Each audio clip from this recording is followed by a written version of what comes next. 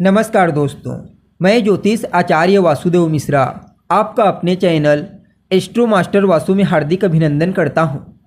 दोस्तों, आज का यह ज्योतिष का कार्यक्रम आप सभी वृश्चिक राशि वालों के लिए सम्राट सूर्य के राशि परिवर्तन प्रभाव को लेकर बड़ा ही खास कार्यक्रम साबित होगा।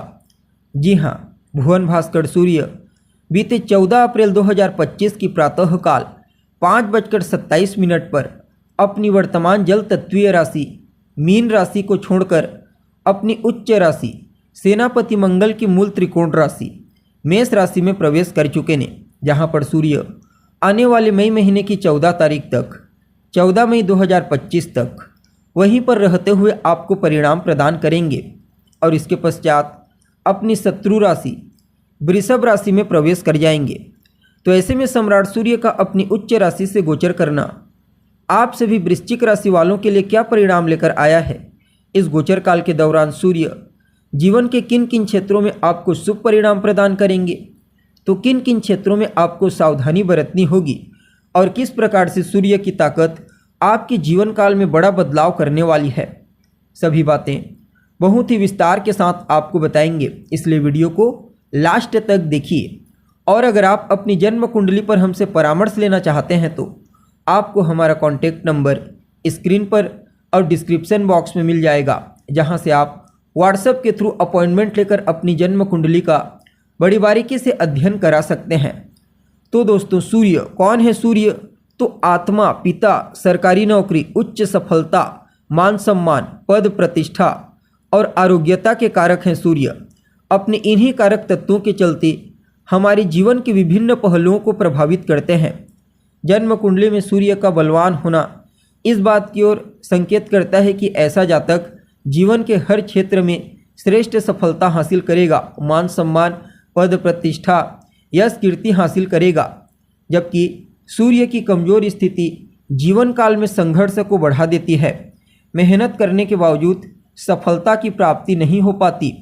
इवन जन्म कुंडली में सूर्य जब कमजोर होते हैं तो पिता के साथ रिश्तों में खराबी आती है, शासन प्रशासन से नुकसान होता है, नेत्रजन्य पीड़ा, हड्डियों से संबंधित तकलीफ और एक अंधकार सा जीवन यानी कि एक उदासीनता सूर्य कमजोर होकर जातक को दे देते हैं। इसलिए इनका बलवान होना कंपलसरी हो जाता है, चाहे जन्म कुंडली में हो या फिर गोचर कुंडली। और इस बार तो अपनी उच्च राशि से गोचर कर रहे हैं तो कहना ही नहीं, क्योंकि जब भी कोई ग्रह अपनी उच्च राशि से गोचर करता है तो अपने सभी कारक तत्वों से संबंधित शुभ परिणाम प्रदान करता है। सूर्य भी आपको इसी प्रकार का परिणाम कई मामलों में बड़े अद्भुत तरीके से प्रदान करने वाले हैं, खास करके शत्रुओं के नाश के लिए। जी हाँ, तमाम प्रकार के विरोधियों के समन के लिए, अपने लक्ष्य को प्राप्त करने के लिए, कार्य स्थल पर पॉपुलैरिटी के लिए, धन लाभ के लिए, विदेश यात्रा के लिए और कंपटीशन में जीत हासिल करने के लिए। आप सभी वृश्चिक राशि वालों के लिए सूर्य के इस गोचर को किसी वरदान से कम नहीं कहा जा सकता। क्योंकि सूर्य आपके छठे घर से गोचर कर रहे हैं। छठा घर आपके रोग, ऋण, शत्रु का होता है। तो इन तीन चीज़ों से तो आपको सुरक्षित रखेंगे ही रखेंगे सूर्य, अर्थात जहां एक तरफ आपके शत्रुओं का, आपके प्रतिद्वंदी, आपके विरोधियों का समन कर देंगे, उन्हें शांत कर देंगे, तो वहीं दूसरी तरफ अगर आपको कोई रोग है तो उसे दूर करने में कोई कसर नहीं छोड़ेंगे। और ऋण से परेशान हैं तो धन आगमन के नए सोर्स आपको प्राप्त होने वाले हैं, जिसके चलते आप अपने पुराने कर्जों को, पुराने ऋण को चुका पाने में कामयाब होंगे। बाकी अपने लक्ष्य को प्राप्त करने के लिए विशेष रूप से एकाग्रचित होकर आगे बढ़ना निश्चित तौर पर आपके लिए अच्छा रहेगा। और आपके साथ जो काम करते हैं, आपके अधीनस्थ काम करने वाले कर्मचारी, उनका भी सहयोग आपको इस गोचर काल के दौरान प्रचुर मात्रा में प्राप्त होने वाला है। गवर्नमेंट सेक्टर से संबंधित भी अगर आपका कोई कार्य है तो इस समयावधि में आपका वह कार्य पूरा हो जाएगा। कोर्ट कचहरी के मामलों में श्रेष्ठ लाभ की प्राप्ति आपको होगी। अगर आप नौकरी वगैरह भी प्राप्त करने के लिए प्रयत्नशील हैं, लंबे समय से प्रयास कर रहे हैं, तो वहाँ पर भी आपको सूर्य की विशेष कृपा दृष्टि इस गोचर काल के दौरान प्राप्त होने वाली है। विदेश जाना चाहते हैं, चाहे मुद्दा कोई भी हो, कुछ नया करने के लिए, कुछ बड़ा करने के लिए, नेटवर्किंग फैलाने के लिए, तो निश्चित तौर पर आपको अवसर की प्राप्ति होने वाली है। वैसे तो लंबी यात्रा के दृष्टिकोण से बढ़िया ही कहा जा सकता है, चाहे मुद्दा कोई भी क्यों ना हो, लेकिन जिन चीज़ों के कारक सूर्य हैं और देवगुरु बृहस्पति, उनसे संबंधित यात्रा आपके लिए कुछ ज़्यादा ही प्रॉफिटेबल रहेगी। बाकी धार्मिक स्थलों पर जाना, धार्मिक क्षेत्रों में अपने आप को आगे बढ़ाना, अध्यात्म के क्षेत्र में आपकी रुचि पहले के मुकाबले बेहतर रहेगी, क्योंकि 12वें घर पर इनका प्रभाव पड़ रहा है। तो कहीं ना कहीं ईश्वरीय सत्ता के प्रति आपका कनेक्शन पहले के मुकाबले बेहतर तरीके से देखने को मिलेगा। विदेशी कंपनियों के साथ अगर आप जुड़कर कोई काम करना चाहते हैं तो भी आपके लिए समय अच्छा है। अगर आप पहले से विदेशी कंपनियों के साथ मिलकर के कोई काम कर रहे हैं तो भी आपको इस गोचर काल के दौरान विशेष आर्थिक लाभ की प्राप्ति होगी।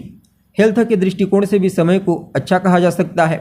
आप अपने आप को चुस्त दुरुस्त तंदुरुस्त महसूस करेंगे। बाकी सूर्य आपके पराक्रम, पुरुषार्थ, आपके पट, आपके साहस को बढ़ाएंगे, आपके मेहनत को बढ़ाएंगे।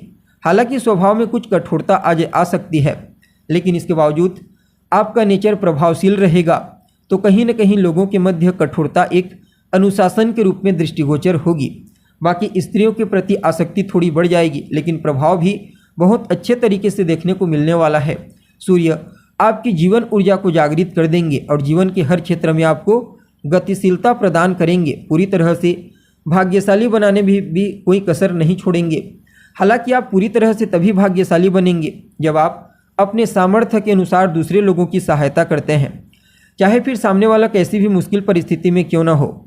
अगर आप सहायता करते हैं, उसकी हमेशा तत्पर रहते हैं सहयोग के लिए, खास करके इस गोचर काल के दौरान, तो भाग्य का साथ आपको सोच से भी ज़्यादा मजबूती से देखने को मिलेगा। जी हाँ, अगर आप ऐसी हेल्प करते हैं, लोगों की सहायता करते हैं, तो आप 4 कदम आगे बढ़ाएंगे तो भाग्य आपको 10 कदम आगे पहुंचा देगा, क्योंकि सूर्य धर्म के कारक हैं और बृहस्पति भी ज्ञान और धर्म के, और अपनी उच्च राशि में होने के चलते दान पुण्य के कार्यों में आपकी प्रभावशीलता आपके लिए अनुकूल साबित होगी। बाकी इस गोचर काल के दौरान सामाजिक क्षेत्र में, धार्मिक क्षेत्र में आपकी प्रसिद्धि बढ़ेगी, आपका वर्चस्व मजबूत होगा।